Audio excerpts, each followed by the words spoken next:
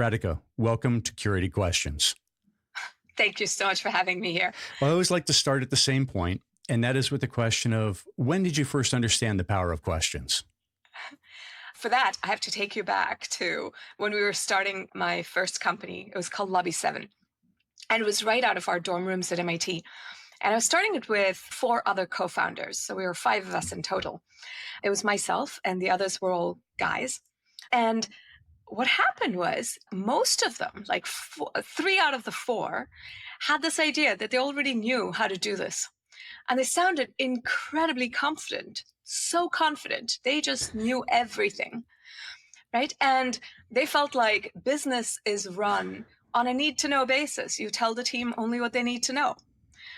Everything was on a need-to-know basis. And that was just like one example, but they seemed to know everything in terms of what to do.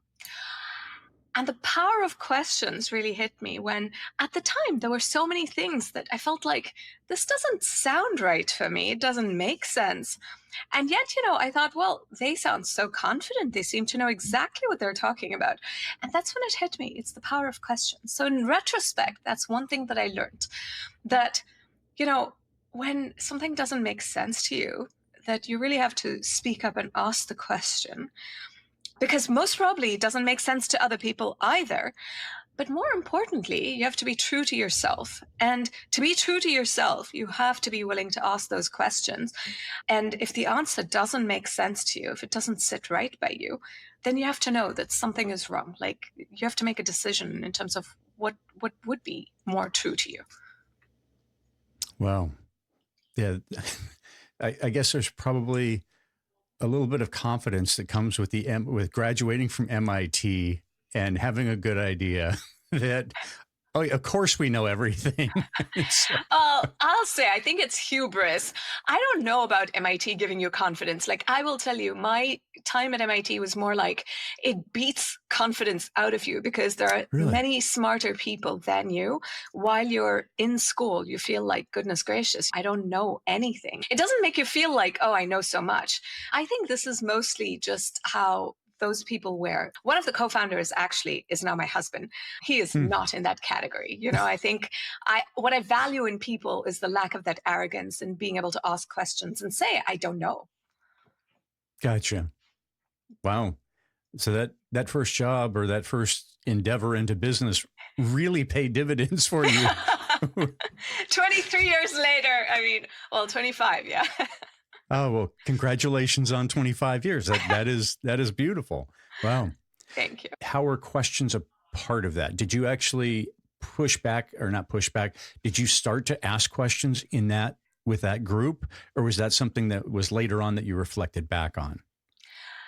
This was something where there really wasn't any space to ask questions as founder in that group. Oddly, even though I had the title of a founder, the culture was such that there really wasn't space to ask those questions. The power of questions really came to me as a reflection from that experience, to see all that went wrong, the hubris that was in that group, my feeling like this doesn't sit right by me.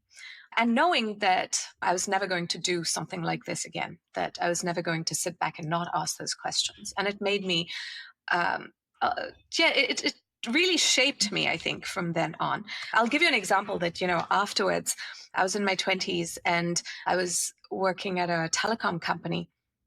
And I saw that the group, the leadership team, didn't have strategy meetings. And I was in my early 20s, and I decided, come on, guys, like, we need strategy meetings. I just, out of my own initiative, put together a clear picture of how would we segment the telecom market and all the carriers across the world, blah, blah. And I did all this work. And I wanted to figure out, who are we targeting and how are we doing that? And I set up those leadership meetings to say, okay, here we are. We're going to have those strategy meetings. Walk me through these questions. But it wasn't out of this hubris. I wasn't coming at it with arrogance. It was more like setting up these meetings and saying, okay, here's some data I put together. I would love to understand what is our approach, and not coming at it from a place of challenging, but really provoking conversations and facilitating a conversation, right? So I guess that is the power of questions, not to come at it confrontationally, but rather to come at it from an angle of collaborative learning. And in that circumstance, What was the approach that you took to come in? You've done all this work, right? Asked all these, you've got this list of questions, and I'm making an assumption here that there's less hubris with this particular group than there was with the previous group. There's an assumption in there. But your approach to bringing these questions in, and to your point, this had not been done before. So how did you lay the groundwork then for that to be a productive conversation? Yeah, I think I felt the psychological safety with that team to be able to do that. The CEO was truly amazing, someone who did not have hubris. You could really see that. He was very open to questions. He used to have all hands meetings where people really could ask tough questions, you know? And so he had this approach where anybody should be able to challenge his ideas or ask tough questions. But it was in a sense of collaborative learning. No one had hubris in that group, really. We're able to have hard discussions. The CFO was like that too. And so that's what sort of gave me that space to be able to present this data and say, well, so what do we want to do about it?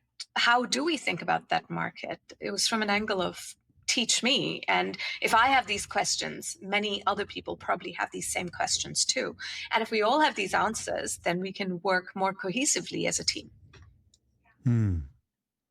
I love that you bring in the psychological safety, because that it is a risk to ask a question. We learned that in our primary school and such. If I'm going to raise my hand, right, there's always the one that knows everything, but I wasn't a part of that group. So it was, much more apprehensive to raise a question and potentially look stupid in front of coworker, in that case, other students. What do you think were some of those factors that demonstrated that you had psychological safety? You mentioned like the all hands and the willingness to open, right, for those questions to come up. Were there any particular items that you take away as insights as a leader that you've adopted that says, this is how I'm going to do work based on that experience at that company and how they were creating that space? Yeah, I'll talk about a previous company where I really learned, I think, a step-by-step process for how do you create this psychological safety. And I'll talk about that in a moment. And one thing I'll say in terms of how this shaped me is even in terms of my mindset, well, two things.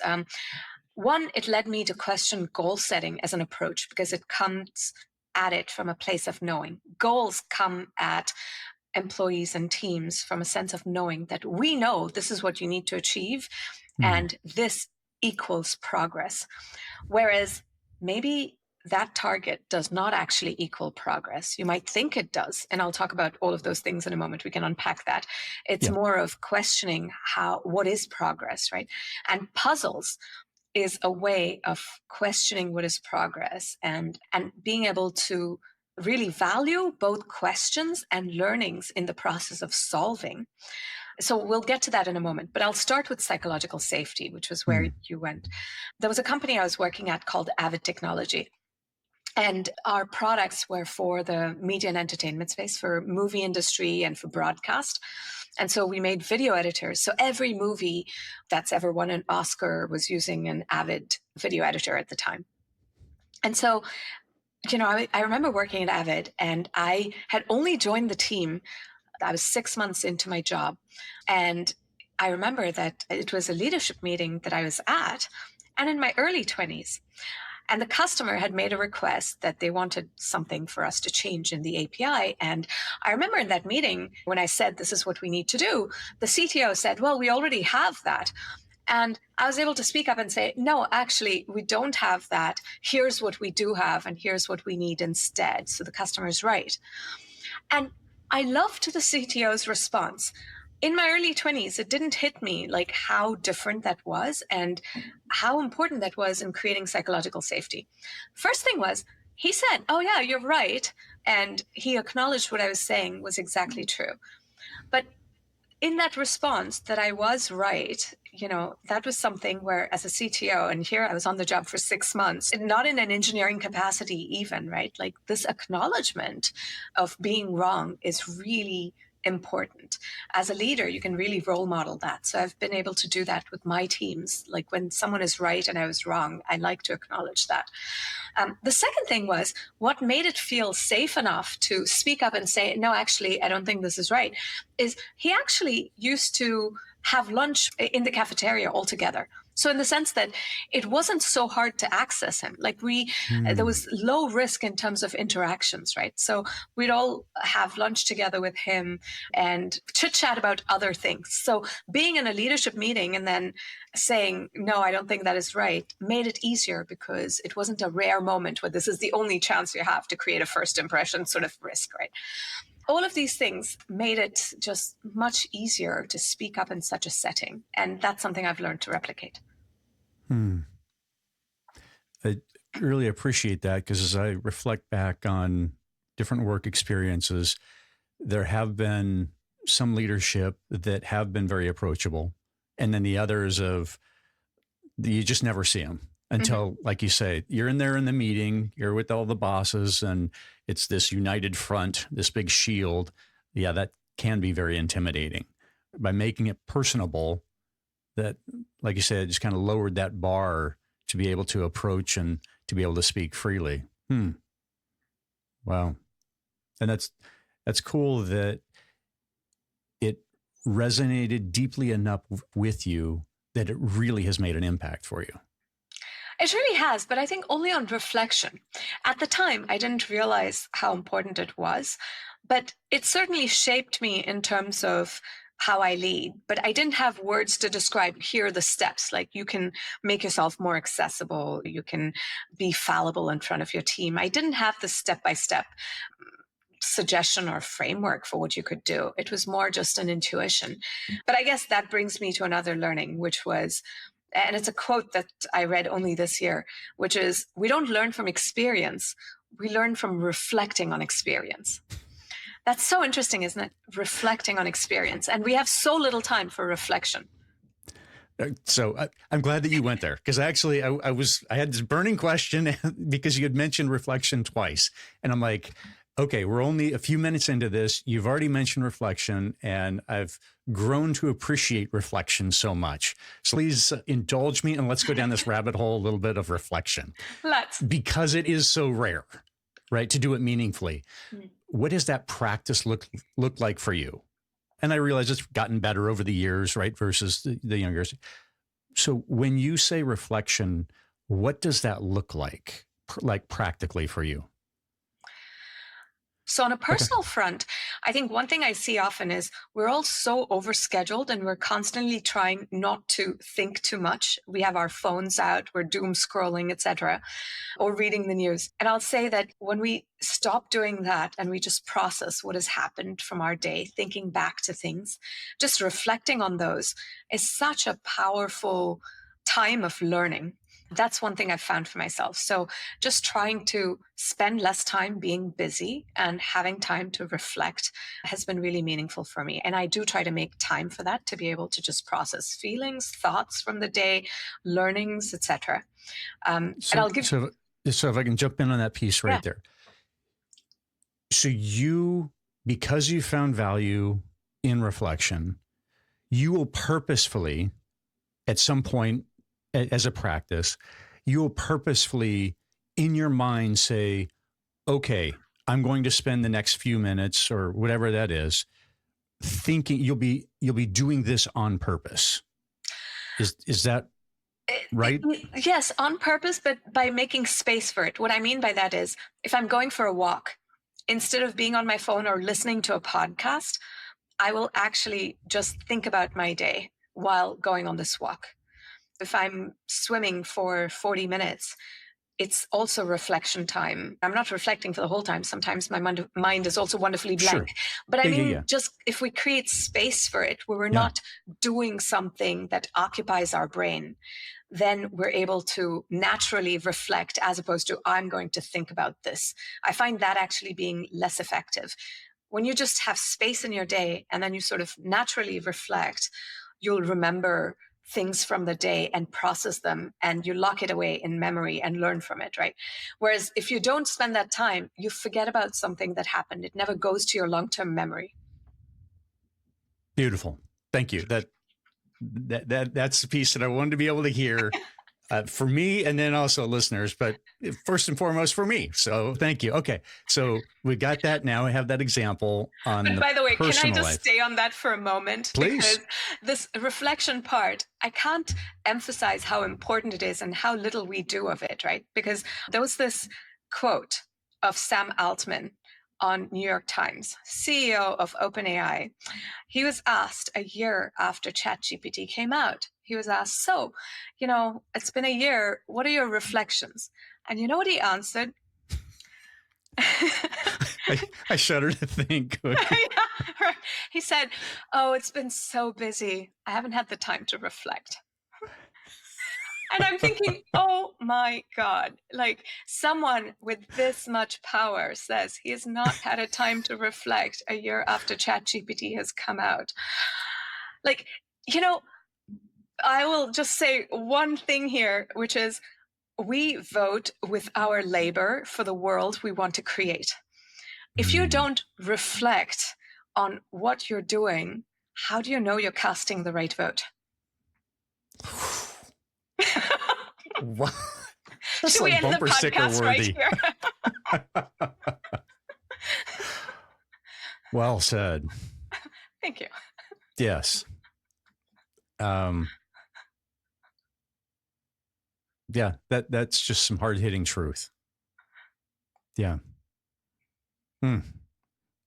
Stated here. I heard it. Yes. Well, so let's pull on that a little bit. Has that realization for you caused you to change or make changes in your work and what you're doing? Yeah, absolutely. In 2017, I was working at a company where the environment was really toxic. And I was doing my very, very, very best to not bring it home. But my son has antennae for emotions and absorbing emotions. So clearly it was starting to affect him. And when I ended up leaving that job, it wasn't a moment too soon, but it was based on reflection and kind of what do I want to do? And I realized I needed to take a role where it was not going to affect my family, no matter what the title was, the compensation, etc. Like if it was a role that was so toxic that I was not going to take it on. And if I hadn't reflected on that, like in terms of what is it that I really want, how is it affecting my family, I wouldn't have made that decision. And I would have regretted it in retrospect. But I think it's both from a personal level, but also professional. I mentioned that even in the framework that I've come up with in terms of realizing that goal setting does not work and why we need to move to a mindset of puzzle setting and puzzle solving, reflection is a huge piece of it, right? So reflection is really engineered into puzzle solving. I'll talk about puzzle setting in a moment because it relates to your questions mindset. But in terms of puzzle solving, it's all based on reflection and learning from reflections. So there are 3 questions in this framework for puzzle solving. The first question is, you try an attempt at the puzzle and you ask, how well did that attempt work? And you're inviting the good and the bad. How well did it work? The second question is, what did we learn? This is truly a reflection question. You look at how well it worked, and then you're reflecting on learnings. You're not just regurgitating numbers, which is the part that teams often tend to do. You would often just look at dashboards and regurgitate numbers that here is, what performance looks like. But this is a deeper question based on reflection where you say, what is the narrative? What is the story these numbers are telling me? And then comes the third question, again, based on reflection, which is based on how well it worked and what you've learned. If I gave you a magic wand, what would you ask for? So it's a reflection-based question because you have to choose carefully, ask wisely. If I gave you this magic wand and you had 1 or 2 wishes, if you had 3 wishes, right? but it's not infinite. What would you ask for? And so this reflection-based approach, it helps you think about what worked and didn't, and then use creative problem solving, but based on reflection, you're learning and adapting. And so it's really shaped how I think about just even everyday work. And that's what I meant when I gave you the example of the personal example Right. in terms of reflection, in terms of the work environment, right? Aside from creating space for reflection, this is a work environment way of reflecting. Every time you try an experiment, you reflect on how well did it work? What have we learned? What will we try next? And you also create space in the corporate environment to have such insightful discussions rather than just having people present targets and are you green, yellow, or red on track for targets. What you present is these insightful answers to how well did it work? What have we learned? What will we try next? It's a way of reflecting as a team and learning and adapting together. I really appreciate the piece of reflection in there. And what are the insights or the story that these things are actually telling us? In that, reflecting back on some work experience, my go-to was to just say, this is what the data is.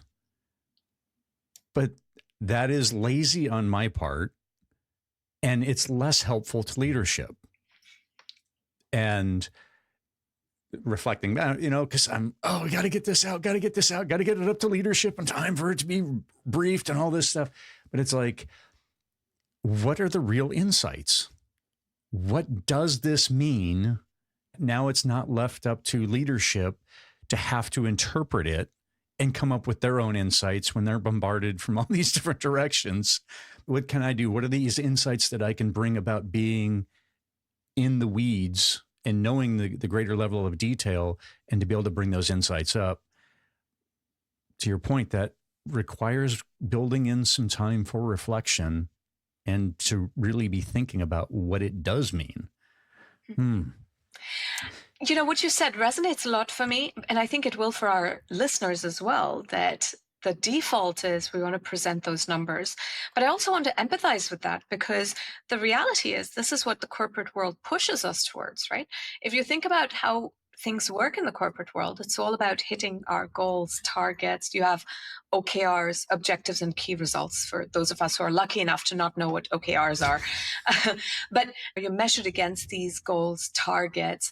It is what is expected of you to be able to hit those targets, present those results, right? And so this is what we're taught, what is ingrained in us.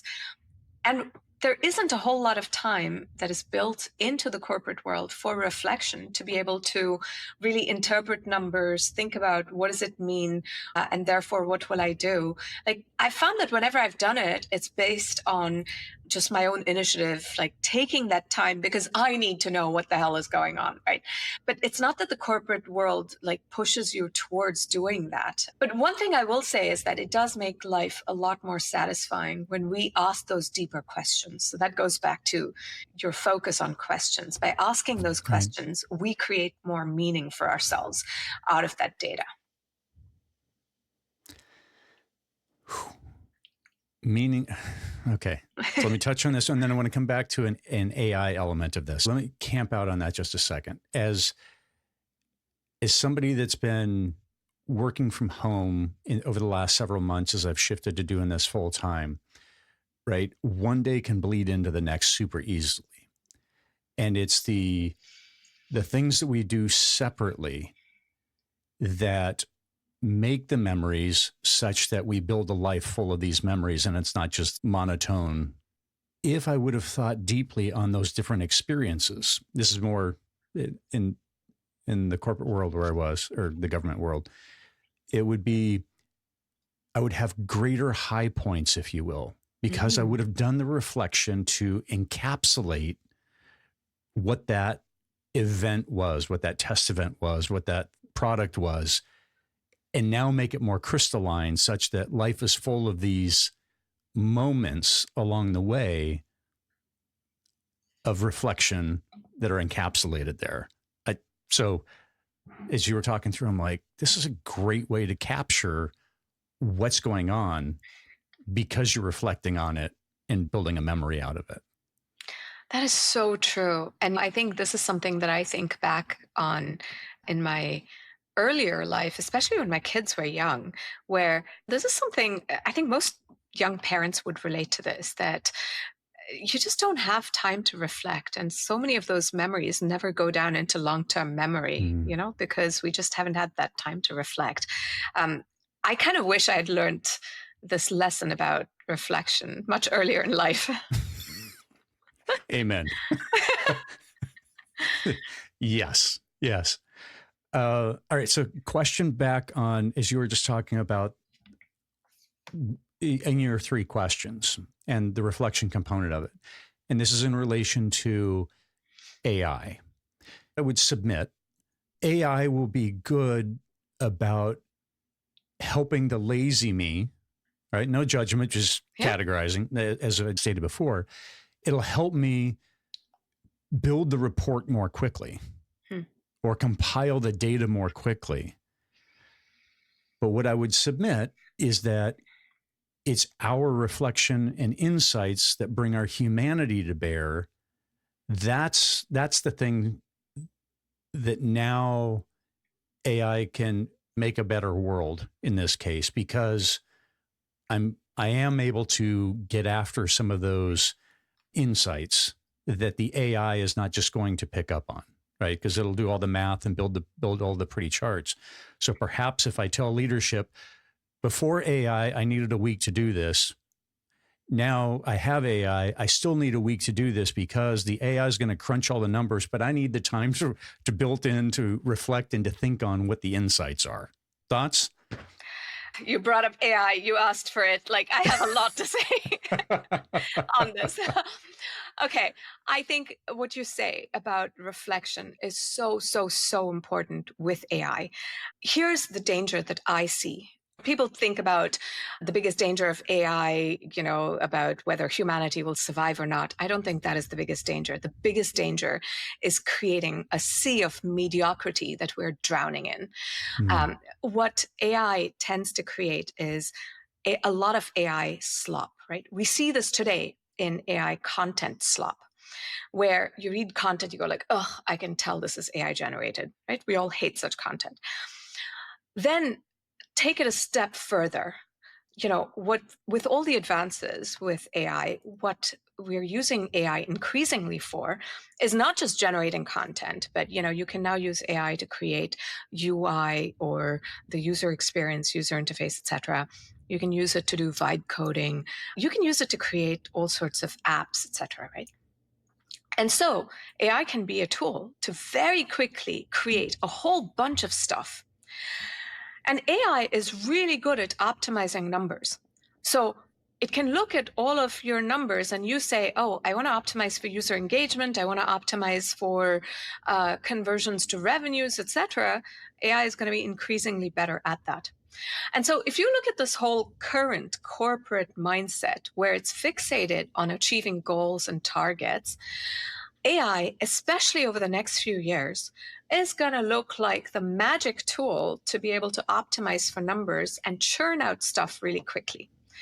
But the biggest danger is that we're going to create a bunch of AI product slop, where it's a bunch of products that are created that very quickly optimize for the short-term metrics like user engagement or revenues, etc.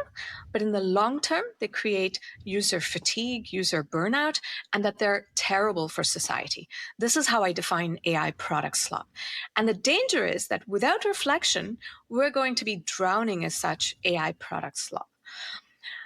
And on top of this, danger to society from all of this product slop that's eroding the fabric of society, what I see happening is that it affects people's jobs because the companies adopting AI are going to say, oh, why do I need a person when I can have AI optimizing all of these metrics? Like, why do I need a product manager? AI can optimize all of this on its own. And why do I need a chief product officer when whoever's left reports to the CTO? Because it's, after all, the technology doing this. And so I think one key takeaway, and this is what gives me hope, because until now, like, this sounded dismal. One key takeaway from this is we can ask ourselves, what is our value add when AI can be so great at optimizing? And to me, the answer is your value add is not just the ability to optimize for numbers in the short term, but is to take this human approach to be able to reflect, figure out what is the puzzle you're setting out to solve? What is the problem that you want to solve? Not just what numbers you're optimizing for. And then take this approach of puzzle solving, which is experimenting, reflecting, learning from those reflections, adapting based on those reflections and learning. And this is how we can add real value over AI. This is our differentiation over AI, so that we aren't creating AI product slop that is bad for society. This is going to definitely be a learning curve, I would submit, as we go through this, right? Because to your point, there's going to be companies that are going to lay off people in those positions.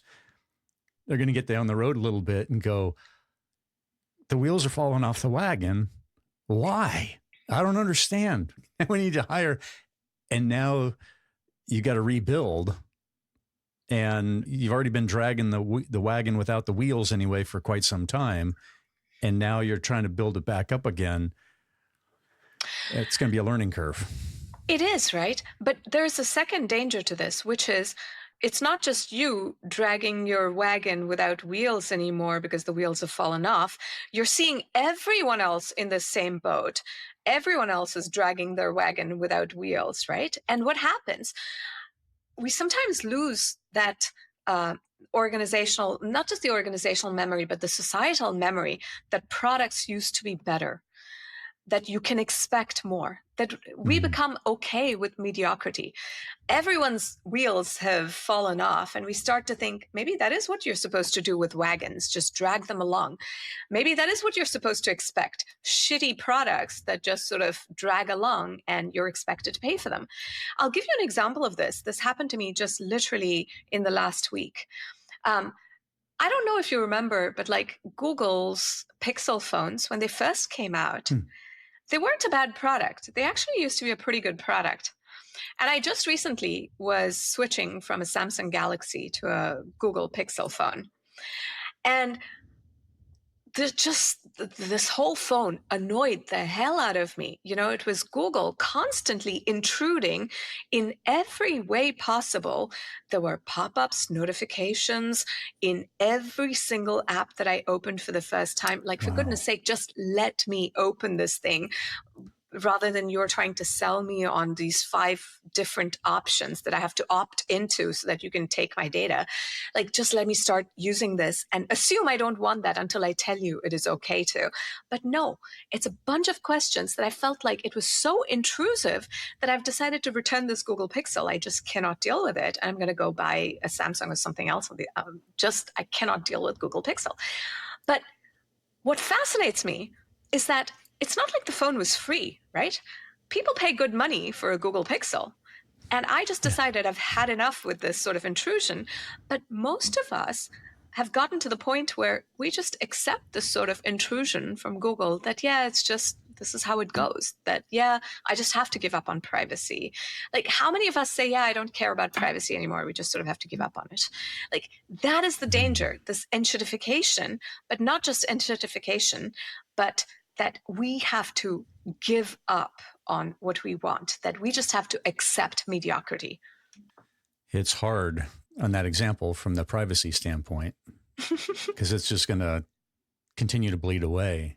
And that does become the locked in assumption that, it's convenience. And so therefore, just let us understand everything that you're doing. It's happened to us. I'm talking with my wife, and we're sitting there and the phone answers. So we know that the phone is always listening. And it's like, how did we get to the point that that's okay?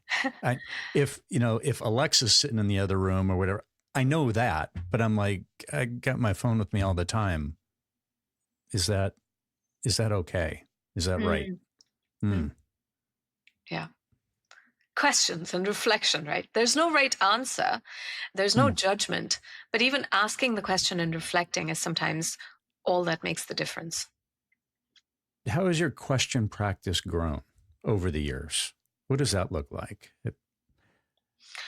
Yeah. So, talking about the question practice, it comes to the first part of the framework, which is puzzle setting. Yeah. And what I've realized is when we set goals and when we set targets and OKRs, as a leader, what you're really saying is, I know the answers. I know that this is the right approach, this is the right solution. And since this is the right solution, if we see these metrics and measurements, then we know this is progress. So it all comes at it from a place of knowing. But when you step back from a moment, right, and this is what I actually see in reality, that when you step back, you see that you don't always know the right solutions. I'm going to give you the example because this came up recently. This was the example of the Gates Foundation and trying to eradicate malaria. So if you look at their OKRs, the objective was eradicate malaria by 2040. And one of the first key results that they mention is prove that a radical cure-based approach works. Prove that a radical cure-based approach works. You listen to both of those, and then it begs a question. You've said that the objective is to eradicate malaria by 2040. Why do you assume that this is the top thing that you have to work on? Like, why eradicate malaria by 2040? Is that what the developing countries need? And in fact, like if you look at what the Lancet journal published in medicine, it was a scathing article saying actually this has resulted in some really perverse incentives for politicians, for governments that have diverted resources to fighting malaria, when in many countries, the leading cause of death is often gastrointestinal issues or even road accidents. So that's one example. But then let's look at the next one, which was in terms of key results, saying that prove that a radical cure-based approach works.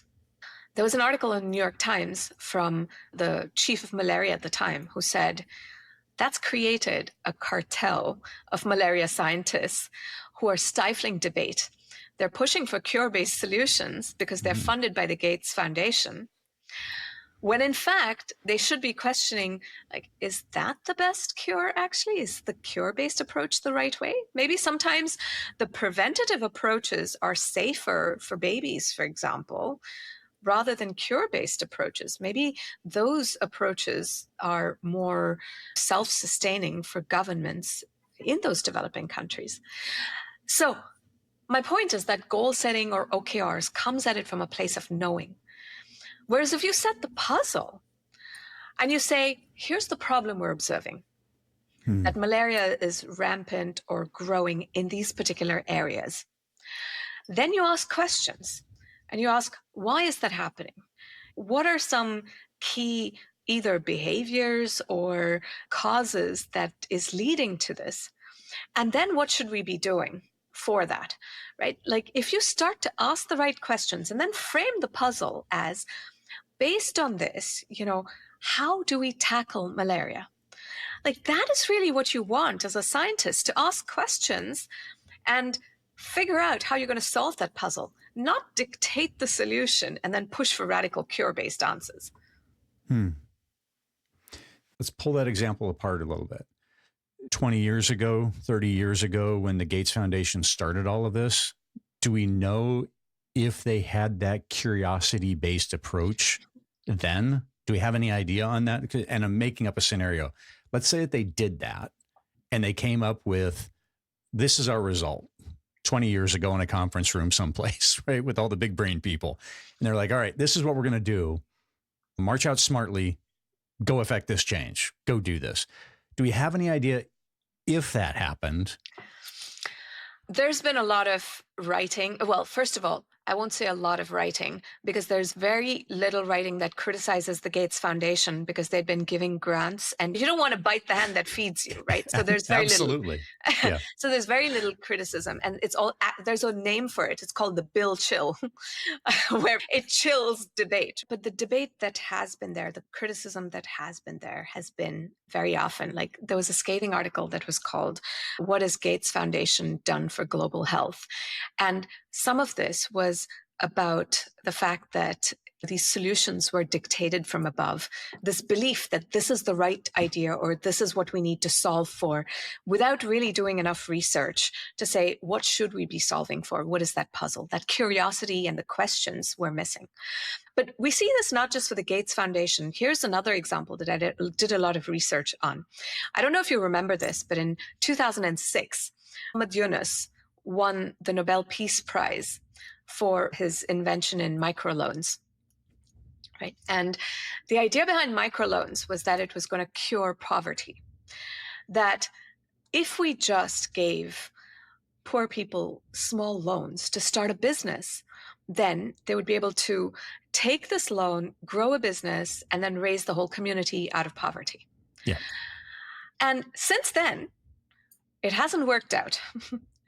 Why hasn't it worked out? So the answer lies in the 2019 Nobel Prize for Economics. And that was given to Esther Duflo and Abhijit Banerjee and one other person, I can't remember his name. But that Nobel Prize went to their research where they conducted randomized controlled trials on poverty. And what they found was, actually, there were so many flawed assumptions, and going at this from a place of knowing. So first of all, microloans, they went at it from a place of knowing, saying that, if we just give entrepreneurs a loan, they'll be able to start a business and grow and raise themselves out of poverty. But the research that these guys did in 2019, what it showed was, that's like saying every baby boomer is an entrepreneur. That's like saying, every millennial is an entrepreneur. How can you generalize in that way and say everyone's an entrepreneur? All you have to do is give them a loan. Right? So first of all, that assumption was flawed. There were deeper root causes around poverty, and this was very superficial thinking in terms of the cause of poverty, and therefore microloans is a solution. And the second thing was the assumption, and this knowing was, if I just give you a microloan and you can start a company, then you can raise yourself out of poverty. Well, research shows that just like startups, some are successful, some are not. So some entrepreneurs were successful, some were not. So on average, in a community, it wasn't life-changing. And the second thing with microloans, just think about the fact that an entrepreneur, their life is all consuming by their company. And so these people, even those who were successful and started their company and their companies did well, they now didn't have the time for a second job, because that company was taking up all of their time. So in terms of the net income in the household, that didn't change. And so the result was microloans, even when companies were successful, didn't change the net income, but overall it didn't change the level of income in the community. So from all perspectives, coming at it from this angle of, I just know the answers, you just have to execute, does not yield great results in an organization. And this is why, as I've shifted from goal setting to puzzle setting and puzzle solving in companies, I've found real results and much more meaningful results than goal setting ever drove.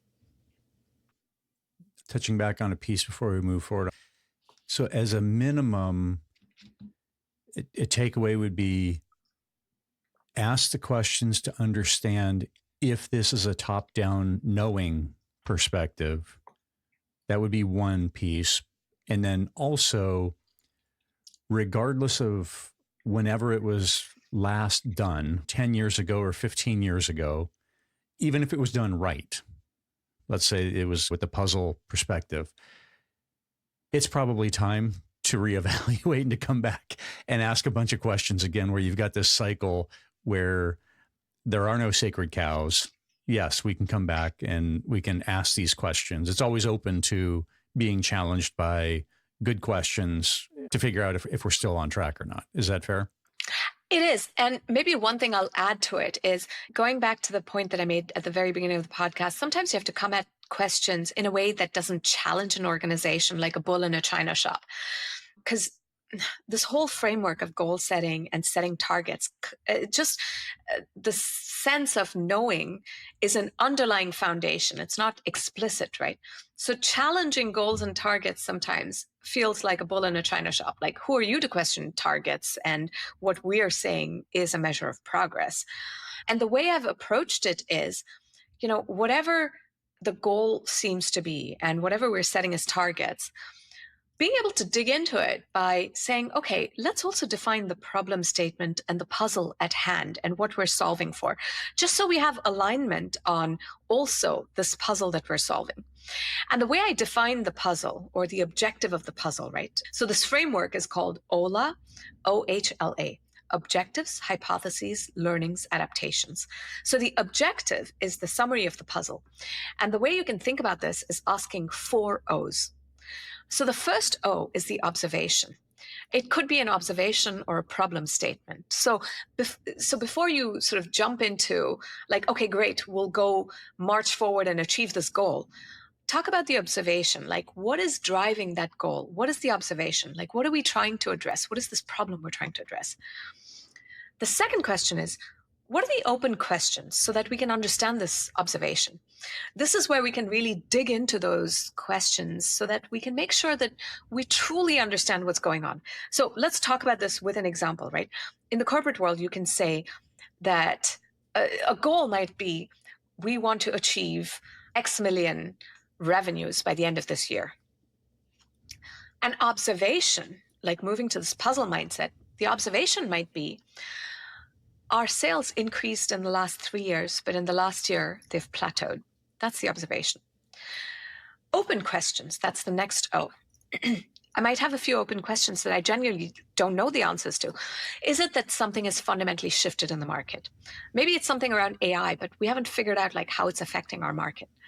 Maybe it's that we knew how to sell to the early adopter, but we don't know how to sell into the mass market. Do we know how to sell into the mass market? Is our messaging working? I don't know the answers to that. Then there might be a question around product. Maybe our product met the needs of that early adopter, but it doesn't meet the needs of this mass market.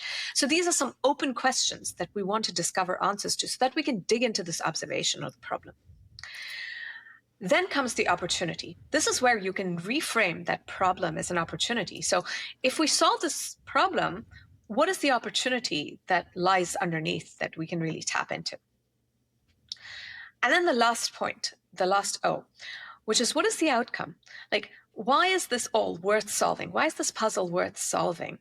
What is the outcome? And that might be that maybe we get to really expand and grow as a business and start getting back to those growth curves that made us attractive to investors in the past.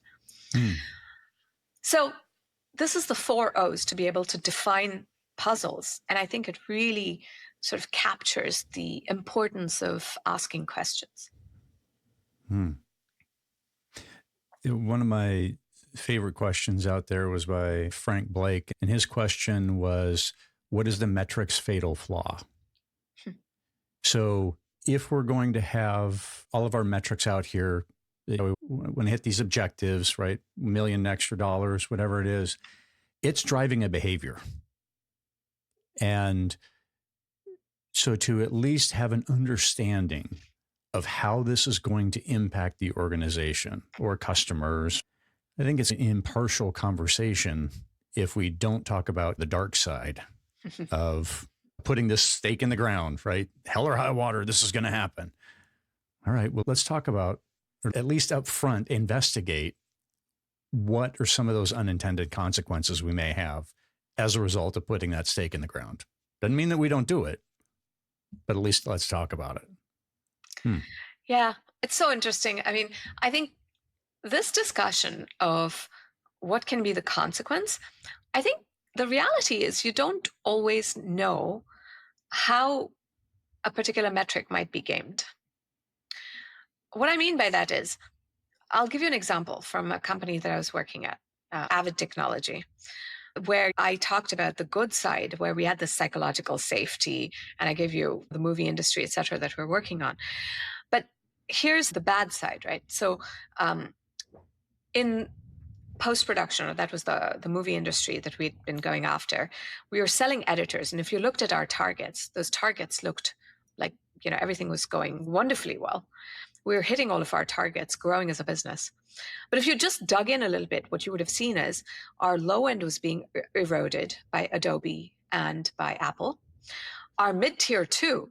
And the way we were hitting our targets was by moving further and further into the high end. And honestly, like this question of how could that target backfire, there wasn't really, I don't think you could have really known the answer at the beginning. So what I find is the downside of targets is you often don't know how it can be gamed. It all sounds like it's perfectly valid. You only see the negative consequences very often in retrospect. Andy Grove said this in his book, Only the Paranoid Survive. He was the legendary CEO of Intel, right? And what he said was, leaders are always the last to know. Very often people know things in the trenches. They might be seeing this reality. We were seeing it, that the low end was being eroded.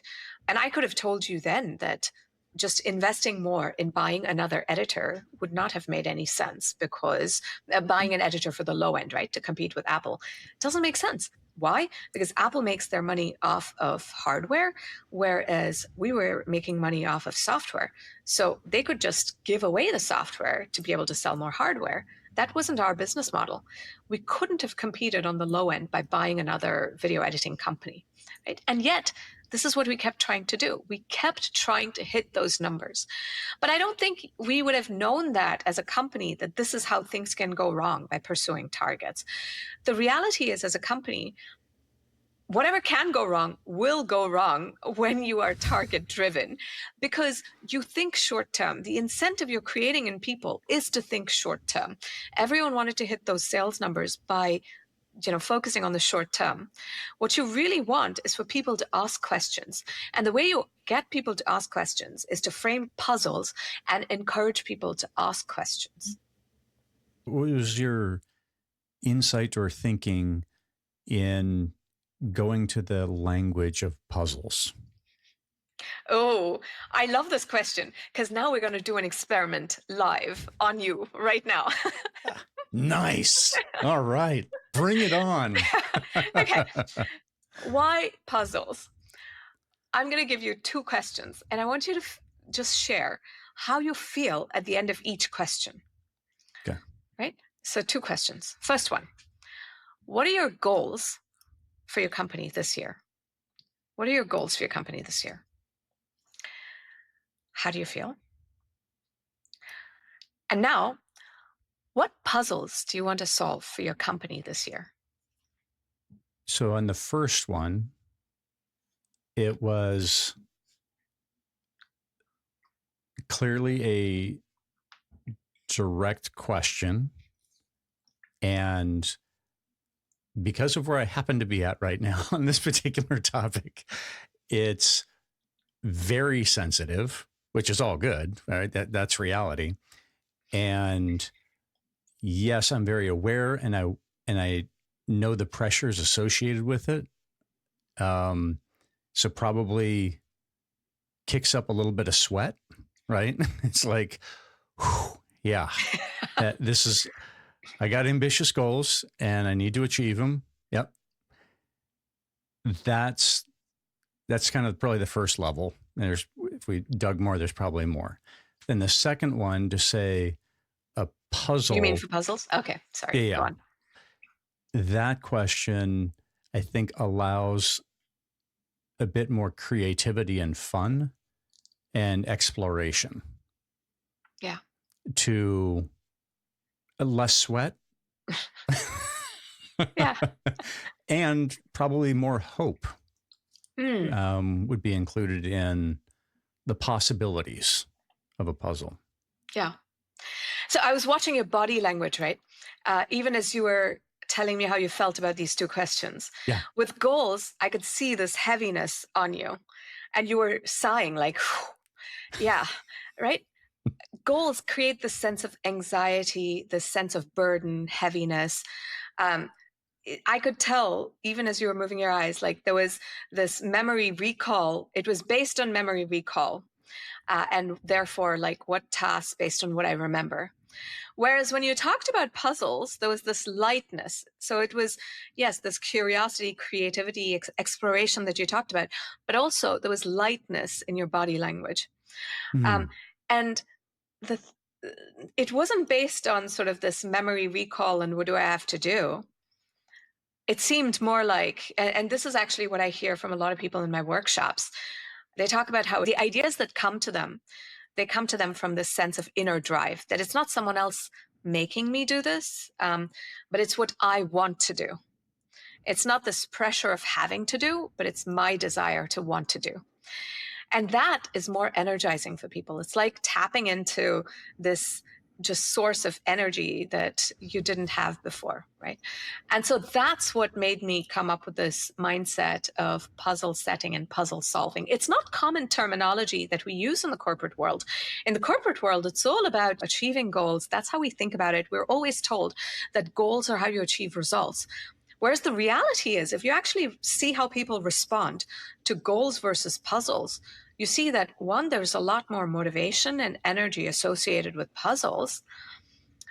And there's a lot of internal drive. Like that's what we want to tap from people. That's what we want out of the high performers. This is like giving catnip to high performers, right? When you give them puzzles. Whereas here, we've been always, for all these decades, just so focused on goals that has been burdening high performers. So, do you know like what the neuroscience is on that? Because there's got to be some great studies, whether it's Eagleman or somebody else way, because as you're seeing that, it's like it's got to be a brain wiring thing, right? It's getting out of the amygdala that says, "Oh, this is a goal. This is survival, right? This is how it's operating," and kind of shunting to that path versus a more creative path.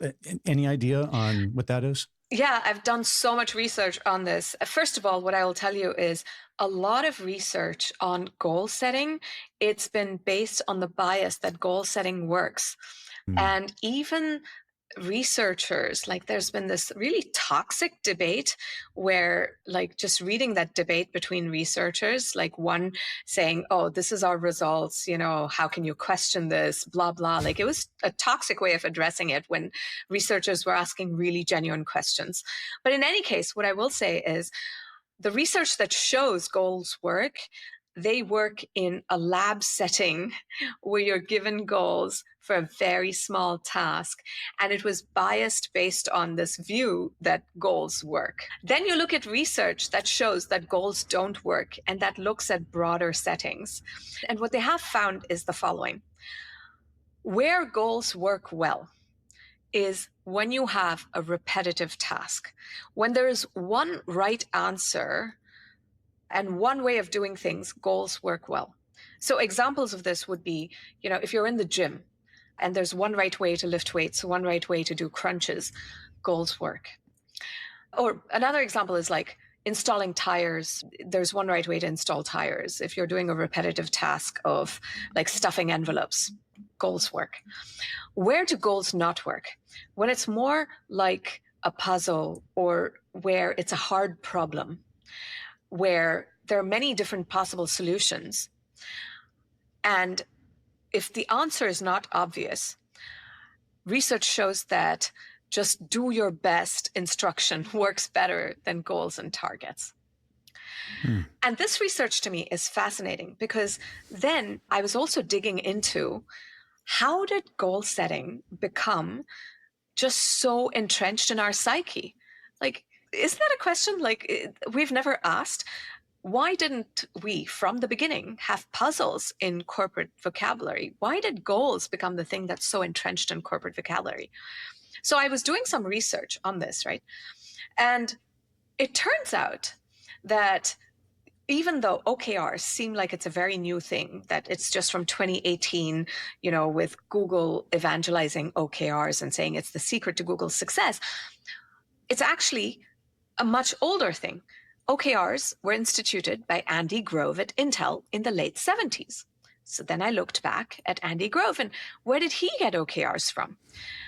And he basically took Peter Drucker's management by objectives and he tweaked it a little bit.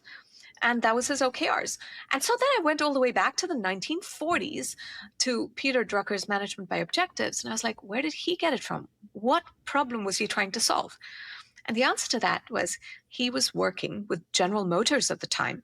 And the problem that they were solving was they had a workforce that was working primarily on repetitive tasks on assembly lines where there was no automation. So going back to my examples, there's one right way to install tires. So it's really easy to tell Andy is a better performer than Bob. He did 45 tires, Bob did 40. Yeah. Now I know who's a better performer. Now you take those same ideas from the 1940s and you're applying it to a workforce where everything that could have possibly been automated and more has been automated already. What we have that we're working on is more like puzzles. There's no straight, easy, obvious answer. Every strategy, you could try different things to achieve that strategy, right? It isn't obvious in terms of how to do it. And now we're using goals to push people on solving these problems. It is exactly what research says does not work. What we need is a puzzle-based mindset. Yeah, there's just not a lot these days that is that repetitive work. And not only that, right? Your whole starting point that questions are so important. When you're installing a tire, questions are not important. There's one way to install tires. There's no need for asking the right questions. But then you're solving a complex puzzle where even the shape of the puzzle is not obvious.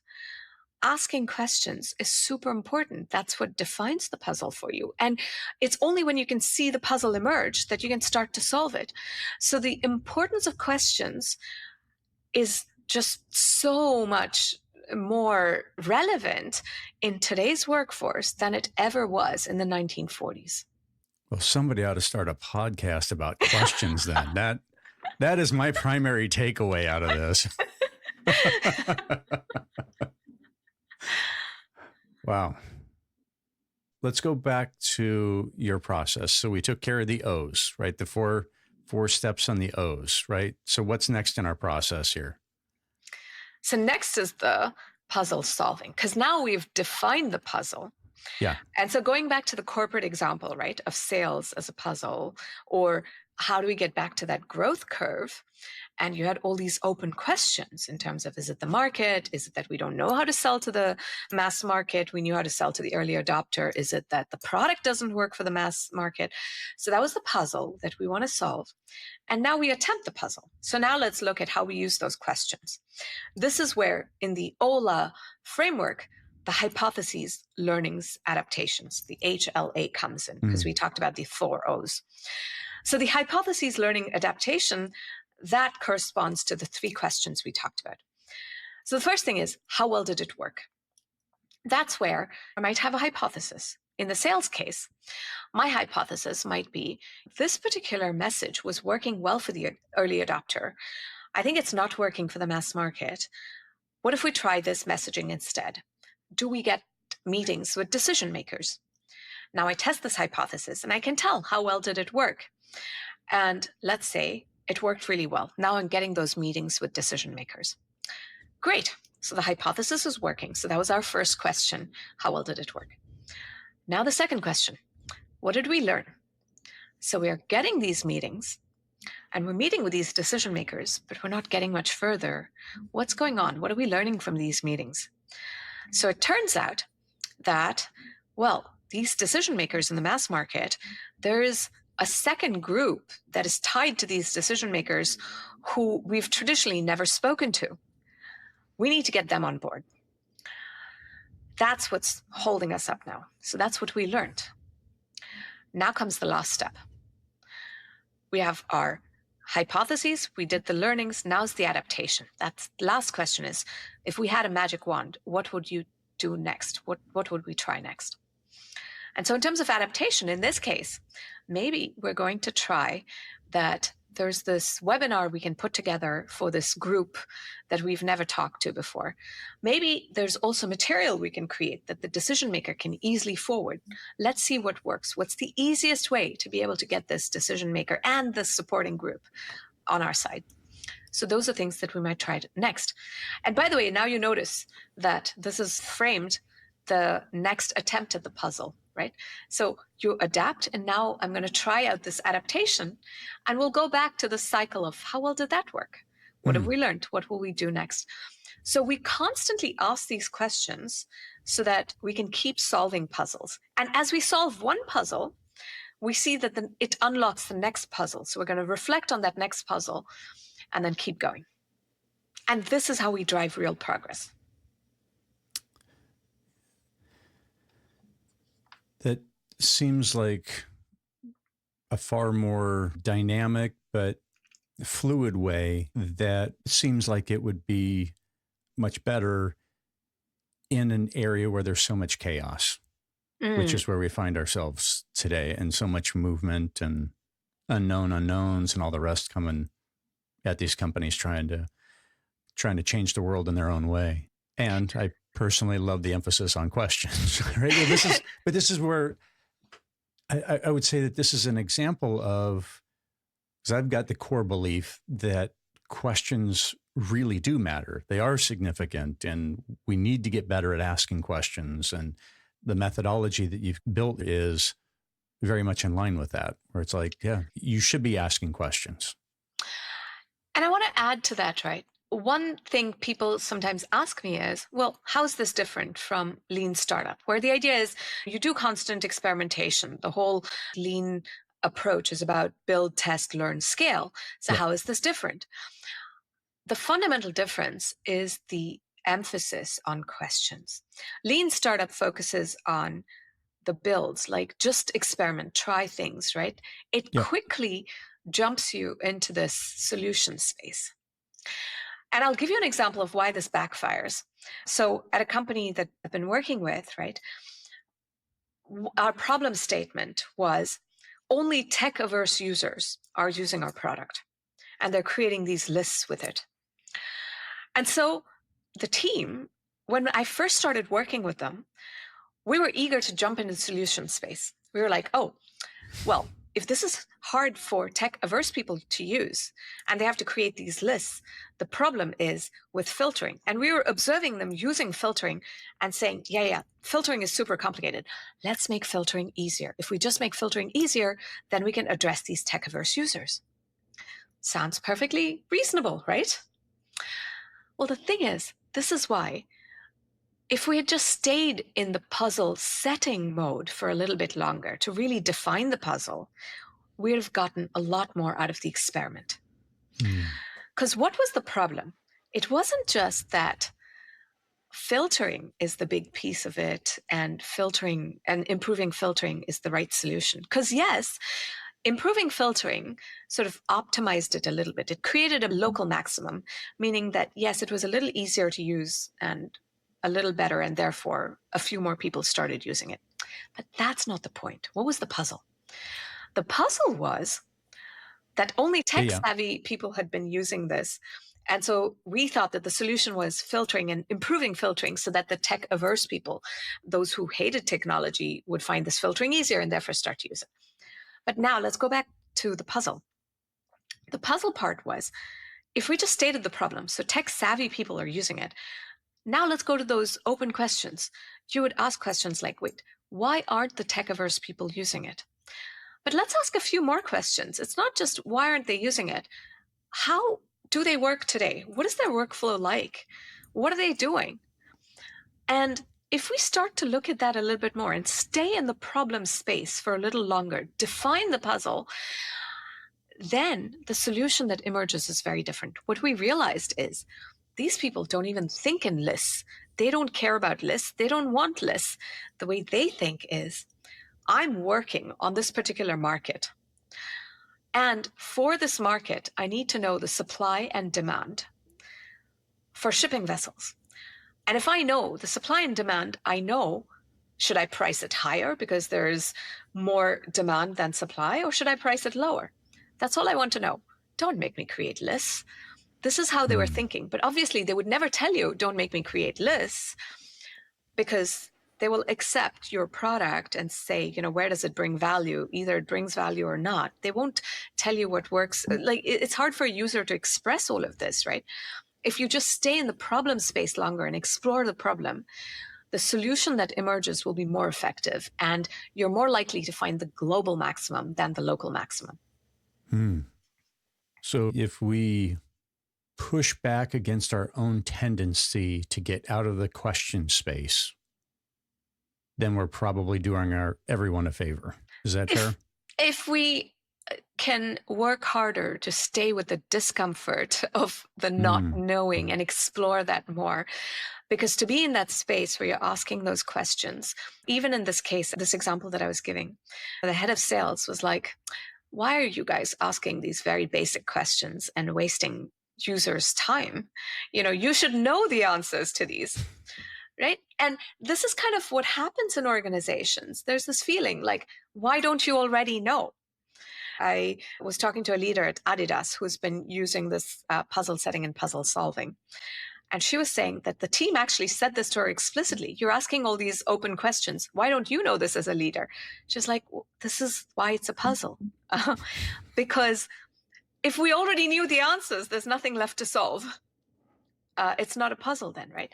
And so stay with that discomfort. And that's how you get to better solutions. Bryn Mawr College did a project where they were coming to terms with the racial and anti-Semitic past, and they were working with an organization called Monument Lab to figure out what would be a solution for what they were going to do in order to reconcile this past. And they spent a year talking with alumni, staff, students to really figure out what was the question. And I'm like, I heard that and I was like, wow, that is just majestic. And thinking about really trying to understand the question. Not saying every organization can, spend the same amount of time, but it's that, getting the question right matters. It also doesn't have to be that much time, right? I think this is one of those misconceptions in organizations, that asking those questions is going to lead to analysis paralysis, or that you're just going to stay in the question space and you're not jumping to solutions. It's not that. I think we can move to the solutions part very quickly. But it goes back to Einstein's quote where he said something like, if I'm given 60 minutes to solve the world's problems, I would sort of spend 55 minutes on the question and then 5 minutes on the answer, or something like that, right? I'm paraphrasing. Right. But I think that's really the crux of it, that if we understand the question and the problem well enough, the answers we come up with are so much more obvious. This is what I've found in working with this company, that once we get to the bottom of some of those questions that we've been asking, the answer itself hits us like a ton of bricks, like, oh, it was so obvious all along. Like, why didn't we think of this from the beginning? But anything that hits you as so obvious in retrospect is like a fundamental truth that if you didn't ask the right questions, you would have never gotten to. What would you have to say about iterating in that question space and getting and working through all the wrong questions? Yeah. So this question space is something you could even do just as a workshop, whether it's with your board when you're talking about a new initiative, or you're talking as a leadership team, or it could be as a product manager with your development team. Like, whatever level you're framing this puzzle at, it could even be in the form of a workshop, right? Where you list, what is the problem statement or this observation, the first O? What are the open questions? Invite feedback right in this workshop mode. What are things that we need to figure out? And then we say, what is the opportunity and what is the outcome? And very quickly, right, some of those open questions might be things that you can very quickly get data around and figure out answers to. So it doesn't have to be something that you have to stay in the question space for weeks or months. Mhm. Definitely not. It could Sure. be something that is quick, but it could also be something where you realize that I don't know the answers to this question. We don't have data on it. So in our case, in this particular company that I've been working with, the data would tell you what current users are doing. The data could not tell you what the users need that are not using the product, right? So if you want to expand to the mass market and you haven't yet reached the mass market, you don't know what the mass market needs from your data. For that, you have to go listen, explore, ask the right questions out of people in that mass market. Um, and so some of those questions might be harder to get answers to than other questions. So by starting off by listing what are those open questions, what do you have to go figure out answers to, then you know how long is it going to take you to even frame this puzzle better, get more clarity on this puzzle. And then once you feel like, okay, now I understand this puzzle, then you can start to define, here's how our puzzle solving is going, what is our Mm. first attempt going to look like, and you can start to reflect on how well did it work, what have we learned, what will we do next. Mm. How have you found the reception within these organizations you've worked with? So I'll tell you what has worked well and what has not worked well. Love it. Love it. um, my attempt that did not work well was when I was saying to leaders, don't use goals and targets, use this puzzle setting and puzzle solving instead. And here's why it didn't work well. What did I learn? My reflection was that leaders felt deeply uncomfortable. This fear of, am I just letting my team into the playground? Here are your puzzles, off to the playground, come back when you're done. I don't have any control over timelines. They're off to solving puzzles. They'll come back when they're done. But no, that's not it, right? And that was the second fear. That was my second learning, which was, does my team have the skills to be able to solve puzzles effectively? Will I Mm. see good outcomes? Because often that muscle in organizations has atrophied, where you're asking the right questions, reflecting, learning, adapting. That muscle has atrophied. And so as a leader, it was hard to let go of something that they're so familiar with, goal setting, and just say, okay, I'm going to try this thing I've never tried before. So my approach of just top down alone did not work. So what did I do instead and what worked? So this was my other learning, which was, what worked well was to share with leaders what does not work in terms of goal setting and the power of puzzle setting and puzzle solving. I did not tell them to drop OKRs or goals, but instead I started working with the product teams. And we started using this approach to evaluate features that we'd released, how we were working, what was not, what did they learn, how will they adapt, right? We started using this when talking about features in the product, etc. And then as the team got comfortable presenting this to me in this way, where I could see that they were building this muscle, then we started using this with leadership. Then they presented such information to leadership. So instead of just presenting a dashboard of data, as you called the lazy approach, we started taking this tougher approach, which led to more insightful conversations, actually. And as the leadership started seeing this, we started normalizing this more and more. That we started using this even in design sprints. This became a way to talk about strategy meetings. Right? And so taking this approach became normalized and became a way of thinking in the organization that was valued, where learnings are valued and asking questions is valued. And so in terms of learnings and what leaders can do, you don't have to sort of drop everything and use puzzle setting and puzzle solving. You can Yeah. start by introducing this to teams. You can do it even by role modeling it.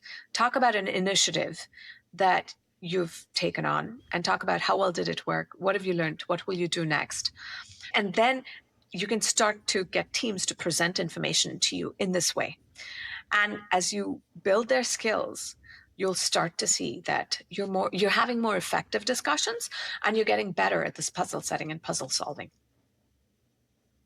Thank you for walking through that. Now, in one of your examples or the ones that you're thinking of, was this a questioning organization before? Was it a safe space like you experienced before? And how might this have changed to become more of a questioning organization? What did that journey look like, or what are you seeing? Yeah, it's so interesting. The company was driven by OKRs, and it was all about, are these numbers red, yellow, and green? But it was also narrowing what the team was measuring. And so they were measuring what OKRs were saying they had to measure. And yes, they also measured other things, but the focus was on showing dashboards of data, just like you were saying. Yeah. It wasn't about interpreting data and asking questions for yourself. And it's totally shifted that mindset. Now in teams, as we work together, even when we are in a design sprint and we've talked to a user, a customer, the aftermath of that customer interview is our debrief session where we talk about, how well did that go? What have we learned? What will we do next? But, at the very beginning, I used to use this format, but we don't even use those formal questions anymore. It's become a way of thinking about it. Right. After every interview, we start thinking about what worked well, what didn't. What have we learned from this? And then thinking about what are we going to do next in tomorrow's interview? Because every interview, especially in B2B, is precious. You don't want to waste your opportunity to ask questions. And so, reflect and learn so that we can ask the same or better questions tomorrow, and then we can learn better from it.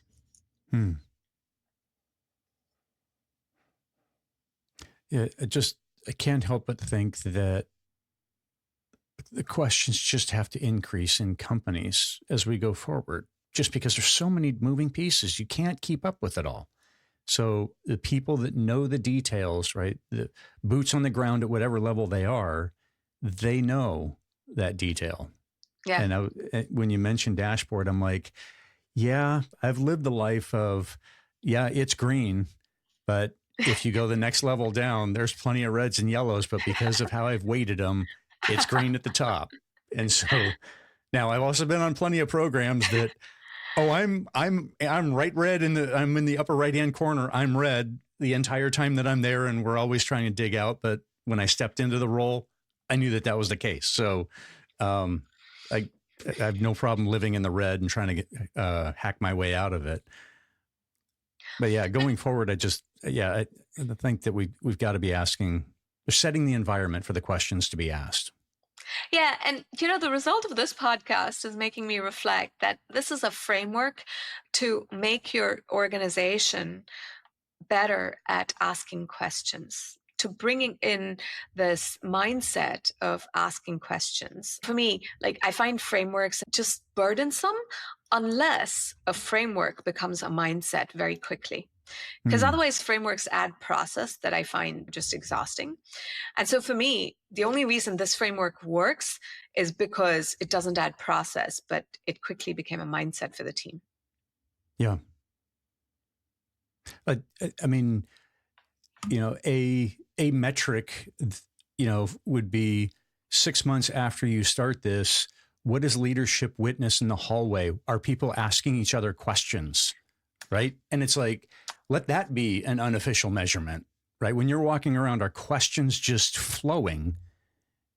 Because then it's going to reflect trust. It's, there's going to be less ego, and it's driving towards whatever that mission is. It's just going to be healthier. And in this case, right, here are both the official, the number-wise results, and also the quantitative and the qualitative results. So the quantitative results, sales had stalled when I started working with this company. So 2023, sales had stalled. We doubled sales in 2024, and we again doubled it in 2025. And we reduced customer churn from 26% to 4%. Right? So that was quantitative. And the qualitative aspect, what made me super happy was the CEO was the one who introduced OKRs into the organization before I had joined. And when he saw this approach and how well puzzle setting and puzzle solving had been working, his words to me were, I see that the team takes more ownership, that they're asking better questions, and they're making better decisions. That to me just made me really happy to see. That was super satisfying. This ownership, right, that people were taking for their work. I can't help but think that the CEO would be thrilled with that kind of outcome and that kind of realization. And I would submit that everybody doing the work is going to be happier. It's just because, right, they're engaging their curiosity. They're engaging a bigger part of who they are. And so this is why I'm a big fan of diversity, is that everybody's coming with, whether it's college, racial, socioeconomic, whatever, however you want to slice and dice it. But it's like these folks have the perspective of who they are. And if that's getting shunted, then you're missing out. So let's unbox that and allow them to use that creativity and those insights and bring all of that to bear. There's just going to be a happier, more aligned, and just more fulfilled person for the 8 or 9 hours a day that they're working at their job. Yeah. So true. And that's exactly what I see, that it's a much more motivated team than we ever were with goal setting. And we achieve a lot more. Yeah. Well, virtual fist bump on your successes there but successes for the company. But as somebody that doesn't know everybody sitting in the cubicles or on the production bay, they're just going to have a happier life. They're not going to be Henry Ford's, production line putting wing nuts on chassis or something like that. And that makes for a better world. Yeah. So true. We're probably starting to head towards wrapping up, but the fact that you speak 9 languages caught my attention, right? And I'm always curious about how folks that speak multiple languages, what they've learned about questions by being able to speak multiple languages. What's the Venn diagram for beauty that comes out of your understanding of questions? One thing I will say is languages are such a window into different cultures, right? And one thing that I've found about questions is just how even the word questions is very confrontational in some languages. So when I lived in India, for example, I distinctly remember this. I think I was about 10 at the time. And I said to the teacher about, how she had graded my paper. And I said, I had a question about that. And she was very upset by that. She was like, you don't talk to a teacher like that. You say, I have a doubt. She corrected me. I don't have a question. I have a doubt is how you say this to a teacher. And to this date, I feel like, no, I don't have a doubt. I really have a question.